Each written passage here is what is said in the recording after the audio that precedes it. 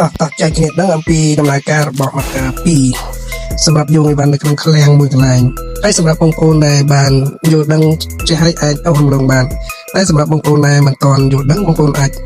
មើលពីដំណើរការរបស់វាហើយពីរបៀបតរបស់វាគឺនៅដូចនៅក្នុង sequence ដូចឯងបាទអញ្ចឹងដើម្បីកុំឲ្យខាត់ពេលយូរគឺយើងចាប់ផ្ដើមបើកពីដំណើរការបាទនេះ S3 នេះសម្រាប់យកអីវ៉ាន់ឡើងទៅលើចំណុច F4 នេះគឺសម្រាប់យកអីវ៉ាន់ចុះក្រោមសម្រាប់ F5 នេះគឺសម្រាប់យកអីវ៉ាន់ទៅខាងឆ្វេងនេះគឺសម្រាប់យកអីវ៉ាន់មកខាងស្ដាំតែអញ្ចឹងយើងបើក disjunction មកបាទលើភ្លើងវាបានចូលម្ដងនេះហើយអញ្ចឹងយើងចុចប៊ូតុងបញ្ជាទី1ទី2ប៉ុណ្ណឹងដំណើរការទេគាត់ឲ្យយើងភ្ជាប់ភ្លើងវាហើយអញ្ចឹងយើងចាប់ផ្ដើមចង់យកអីវ៉ាន់ទៅលើយើងចុច